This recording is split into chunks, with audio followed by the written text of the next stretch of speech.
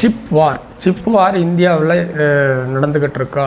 ஆமாம், உலக அளவில் சிப் வார்னு சொல்லப்படுற இந்த மைக்ரோ ப்ராசஸர் வந்து பெரிய நாடுகள் மட்டுமே வச்சுருக்கணும், சிறிய நாடுகள் வந்து சில நாடுகள் தயாரிக்கக்கூடாது. குறிப்பாக இந்தியா வந்து மைக்ரோ ப்ராசஸர் தயாரிக்கக்கூடாது அப்படிங்கிறதுக்காக பல வெளிநாடுகள் வந்து சதி செஞ்சுக்கிட்டு இருக்கு. ஆரம்பத்திலேருந்து இதில் வந்து இந்தியா வந்து முயற்சி செஞ்சது. அந்த காவேரி என்ஜின் மாதிரி இதையும் வந்து, அதாவது இந்தியா வந்து ஃப்ளைட் என்ஜின், மைக்ரோ ப்ராசஸர் இந்த மாதிரி விஷயங்கள் வந்து தயாரிக்கக்கூடாது அப்படிங்கிறதுக்கு பல நாடுகள் வந்து ட்ரை பண்ணிகிட்ருக்கு, தடுத்துக்கிட்டு இருக்கு. அதில் வந்து இந்தியா வந்து என்னென்ன முயற்சிகள் செஞ்சு என்னென்ன வெற்றி அடைஞ்சது அப்படிங்கிறது உங்களுக்கு தெரியும். அதில் நம்ம இன்னுமே வந்து தோல்வியில் இருக்கிற இன்னொரு விஷயம் வந்து என்ன அப்படின்னா மைக்ரோ ப்ராசஸர், சிப் வார் அப்படின்னு சொல்லப்படுற இந்த வாரில் வந்து இந்தியா வந்து 1984 வந்து இறங்கிருச்சு. இந்தியா வந்து மைக்ரோ ப்ராசஸர் தயாரிக்கிறதுக்காக ஒரு இடத்த வந்து தேர்ந்தெடுத்தது. அதுக்கு SCL அப்படின்னு சொல்கிற இந்தியன் செமிகண்டக்டர் லேபார்ட்ரி வந்து அமைச்சாங்க. இந்திரா காந்தி அம்மையார் வந்து அதை வந்து அதுக்கான ஃபண்டை வந்து ரிலீஸ் பண்ணாங்க. 1984 மும்பையில் அமைக்கலாமா இல்லை மொஹாலியில் பஞ்சாபில் அமைக்கலாமா அப்படின்னு சொல்லி ட்ரை பண்ணாங்க. அப்போ வந்து மொஹாலி வந்து அந்த அம்மா வந்து தேர்ந்தெடுத்தாங்க, இந்திரா காந்தி அம்மையார். மொஹாலியில் வந்து அந்த பஞ்சாபினுடைய முதலமைச்சர் வந்து 54 ஏக்கர் நிலத்தை வந்து ₹1 வந்து ஒப்பந்த அடிப்படையில் சென்ட்ரல் கவர்மெண்ட்டுக்கு கொடுத்தாங்க. வந்து ஃபேக்ட்ரி வந்து அங்கே வந்து ஸ்டார்ட் பண்ணாங்க. அப்போ வந்து ஃபேக்ட்ரி வந்து ஸ்டார்ட் பண்ணி 1984 ஸ்டார்ட் பண்ணி 89 வரைக்கும் ஃபேக்ட்ரி வந்து நல்லா ரன் ஆகிட்டு இருந்தது.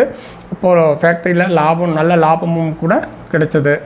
அப்போது 1989 அந்த ஃபேக்ட்ரி வந்து திடீர்னு ஃபயர் ஆகுது. ஒட்டுமொத்த ஃபேக்ட்ரியுமே வந்து ஃபயர் ஆகி எரிஞ்சுது. கிட்டத்தட்ட $400 வந்து அப்போவே வந்து லாபத்தில் இயங்கிட்டு இருந்த ஃபேக்ட்ரி வந்து திடீர்னு வந்து தீ விபத்துக்கு ஆளாகுது. இது வந்து நம்ம நாட்டினுடைய ஊழல் எந்த அளவுக்கு வந்து இதில் வந்து இறங்குது அப்படிங்கிறது வந்து தெரியுது. அதாவது வந்து ஒரு அதிகாரியிலிருந்து ஒரு அடிமட்டத்தில் வேலை செய்கிற ஆளுங்க வரைக்கும் யார்கிட்ட வேணால் பணம் கொடுத்தா அது நாட்டினுடைய சொத்தை நாசமாக்கிறதுக்கு தயாராக இருக்கிறாங்க. அந்த கட்டத்தில் வந்து அந்த நிகழ்ச்சி வந்து 1989 நடந்தது. அதுக்கப்புறம் மறுபடியும் வந்து அந்த SCL நிறுவனம் வந்து 1997 அதே ஃபேக்ட்ரியை ரெடி பண்ணி ரீஇன்ஸ்டால் பண்ணி மறுபடியும் ஸ்டார்ட் பண்ணுறாங்க. அப்போ வந்து மறுபடியும் 97 தீ விபத்து ஏற்படுது. வெளிநாட்டுக்காரன் 1000 பண்ணிட்டோம், நீங்கள் ஃபேக்ட்ரியை வந்து சேஃப்டியாக வச்சு தீ விபத்து ஏற்படாமல் நீங்கள் வந்து ரன் பண்ண முடியலையா? உள்ளே இருக்கிற ஆட்கள் வந்து சரியில்லை.